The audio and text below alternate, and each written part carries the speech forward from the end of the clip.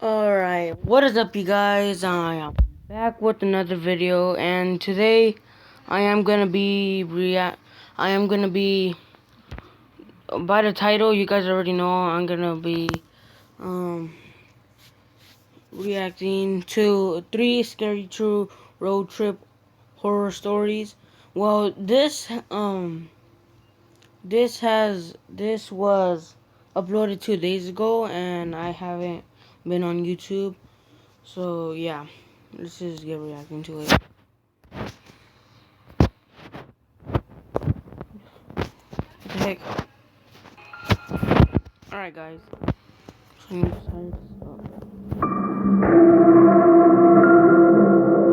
How was It was early June 2017. I was taking a road trip with my 9-year-old son Tom to West Virginia to visit family. It was a long, stressful drive. My car didn't have working AC at the time, and it was an incredibly hot day, so we were a bit stressed out by the 6-hour mark. We had left later in the day, so we were still on the road by dark. I think it was around 9 p.m. when we were still on the interstate, and Tom started complaining that he needed to use the bathroom. There was already tension in the car before this, but his constant complaining brought about a slight argument between the two of us. It was about personal stuff I'd rather not share with the internet. At last, I saw a blue rest area sign zoom past us on the interstate, so I veered off into the rest area. It had a small building with 2 bathrooms, a couple vending machines, and a few benches. That was it. There were no other cars parked nearby besides some big white pickup truck. As I pulled up next to the building, Tom got out in a hurry and ran to the bathroom. I left the car on because I knew he'd be back soon. Like I said, I don't want to get into personal stuff, like why we had a bit of an argument, but it seemed we were at that stage where we weren't exchanging words anymore. I figured the rest of the ride would be silent. About a minute later, the back door opened and then shut. I wanted to say something to Tom, but I didn't know what to say, so I just stayed quiet and drove off. I noticed that the white pickup truck parked nearby was leaving as well. In fact, he was close behind me. Wait guys, I need to do something quick. Guys, that was weird. I veered back onto the interstate and into the left lane, and the pickup truck did the same. I stepped on it a little, and so did he. He started flashing his lights, so I switched to the right lane, thinking he was nothing but an aggressive driver. But as soon as I switched to the right, so did he. He was still flashing his lights. I pulled into the right lane and started to slow down. He sped up still in the middle lane, and when he caught up to me, he slowed down and lowered his window. I did the same, and he started yelling something to me, pointing at my car. He looked like a creepy, sketchy dude at first glance. I couldn't hear a word he was saying, so he pointed for me to pull over to the side. I told Tom to keep calm. In my head, I was saying if this guy tried to do anything funny, I would floor it. The pickup pulled up behind me on the grass, and the guy came out of his truck running to my car. I put the car back in drive as my heart was racing, ready to drive. But then he screamed, "Wait." He got to my window and said, "That's not your kid," and pointed to the back seat. As he said this, I was confused and said, "What?" He said, "That's not your kid that got in your car." Suddenly, the back right side door opened, and I turned to see someone getting out of my car. Not my son, Tom. I got out from the car, screaming at the tall person who seemed to be a fully grown man, but they had already disappeared into the woods. I looked at the driver of the pickup and thanked him as I suddenly panicked, thinking about what could have happened to Tom. I got back in my car, crossed the grass between the interstate, and drove back to the rest area. The guy in the pickup followed me. We got back there in like 30 seconds to find Tom waiting outside the rest area bathroom. He got back in the car, all confused. I explained everything to him, almost out of breath, as did the pickup driver. I thanked the guy one more time before he drove back to the spot he was sitting in before. Tom was so intrigued about what just happened, and I was so disturbed that we were back on good terms again. We chatted the whole rest of the way, and told family about it as soon as we arrived. I never even got to see what the person who got in my car looked like. Honestly, maybe I should be happy I never turned around to look at them, because I don't know what they would have done. But if the pickup truck guy never even told him that was his kid, but The thing that I don't get is why would he even say kid if it wasn't? If it was like My girlfriend and I took a road trip to California recently. The way there was completely normal. We left home early in the morning and got to the hotel by nightfall. On our way back home, however, we left midday and a majority of our ride was in the dark. midday. The drive was about 10 hours each way, not including stops for food. We made 2 food stops, the first after about 3 hours of driving, then one more much later and deeper into the night. We got off the freeway at like 12:30 at night and went to the nearest Wendy's for food. We got right back on the freeway after that. I ate while I drove, which my girlfriend wasn't too fond of, but I just wanted to get home sooner rather than later. Shortly after getting back on the freeway, it started to rain. My girlfriend forced me to pull over now. She didn't want me eating and driving in poor conditions. As I pulled to the side, it actually started to downpour. I finished up eating my food, and then we heard a bang sound at the window. At first, I chalked it up to noises from the storm, but when I looked to my left out the window to see a figure blocking 90% of the window, along with a shriek of my girlfriend's, I nearly had a heart attack. I didn't want to roll down the window given how hard it was pouring, but over the sound of the torrential rain pounding on the car, I couldn't hear what the person was saying. I opened the door a crack and yelled out to the person, who turned out to be a woman. She was soaked already and looked disheveled and scared. She asked for a ride, and what was I gonna do? Tell her no in these conditions? I told her to get in the back seat. Oh, what? My girlfriend gave me a look. I don't know what kind of look exactly, but it looks kind of like a why the hell did you let her in kind of look. I asked the woman where she was heading. She didn't answer. I caught my girlfriend giving me a look again because of this. I ignored her and turned around to look at the woman in the back seat, assuming she didn't hear me. But as creepy as it was, she was actually looking right at me with a cold, unfriendly face. I'd say it was a neutral, blank face, but something about it was just off-putting. I repeated my question, and she just shrugged her shoulders and laughed.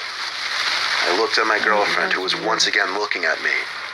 I said out loud that I'd be dropping the woman off at the next town we crossed. I guess I was announcing that to both my girlfriends and the woman.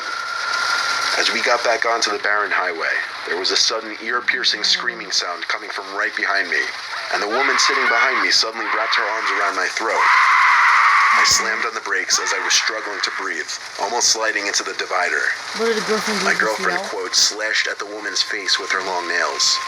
The screaming turned from a deranged, angry kind of screaming to screams of pain and agony.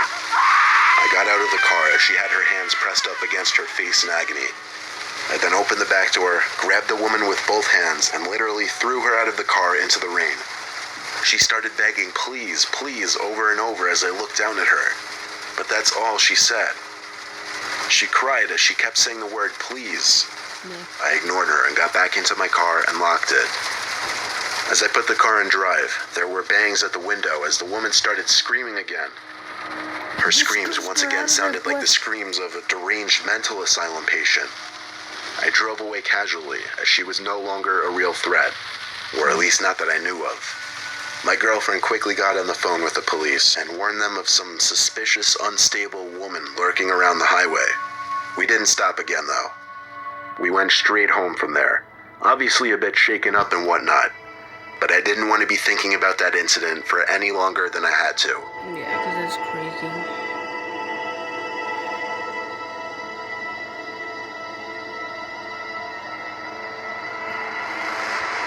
It was 2010.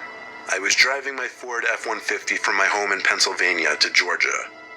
I had family in the countryside of Georgia who I'd be spending the week with. It was going to be a drive of around 14 hours, and I planned on doing it all in one day. I got on the road at 10 a.m. I stopped once for lunch at some deli, and then 4 hours later I stopped at a rest area to eat the turkey sandwiches I packed in the cooler. After that, I didn't intend on making any other stops, besides for gas one more time, of course.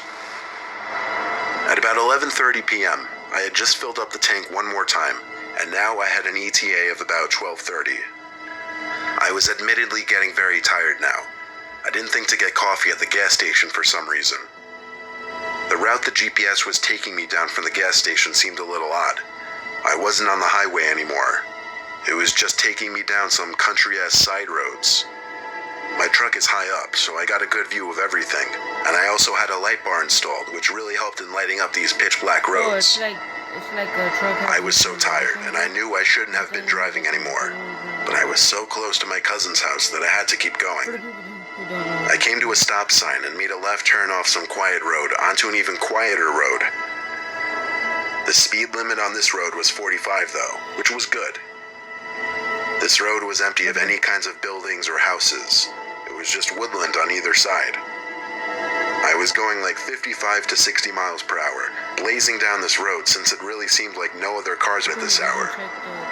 Then suddenly I saw like 4 shiny objects coming up fast in the road ahead of me. I slammed on the brakes, and as I got closer, I figured out what they were. They were traffic drums, like those big cylinder traffic cones. My truck managed to come to a halt before I rammed into the drums. I got out of my truck with my baseball bat, confused as hell. I went over to the traffic drums and realized there was something else behind the traffic drums. A person. It was a spike trap, like the kind police use. I didn't know what to think. Was there some kind of police activity going on? Or did somebody set this up as a trap? I cautiously looked all around me as I inched back to my truck. Then I heard someone scream help. It came from the woods on the left side of the road. There was no way I was about to go into those woods. The most I was willing to do was call out what's wrong. No answer. I walked to the edge of the road and looked into the forest. The only reason I could see anything was because of the lights from my truck. In the corner of my eye, I spotted him. Without looking directly at him, I saw someone crouched down behind a couple bushes. I didn't run. I just casually walked back to my car. When I got in and shut the door, I looked to my left to see 2 silhouettes by the edge of the woods on the side of the road, walking towards my truck. I drove the truck to the right side of the road onto the dirt and past the spike trap. I don't think they anticipated me actually going around, but when I looked in the rearview mirror, I saw at least 3 silhouettes standing by the traffic drums, lit up only briefly by the taillights of my truck. A few seconds later, they were gone out of my vision and out of my life forever. This was not something I would have ever expected to happen to me. Nevertheless, I'm glad I made it out alive. Alright guys, so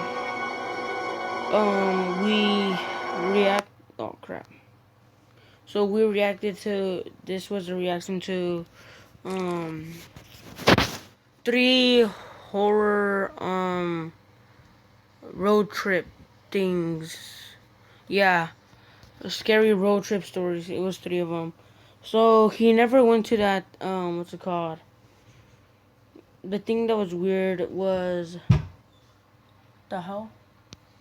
Oh, well, the thing that I didn't kind of like about this was that actually nothing. Well, yeah. So I hope you guys liked this video. It was only a reaction. Yeah, I did like 3 or 4 of these already. 4, not 3. But yeah. So yeah, guys. Hope you guys like and subscribe, and see you guys later on the other video. And peace.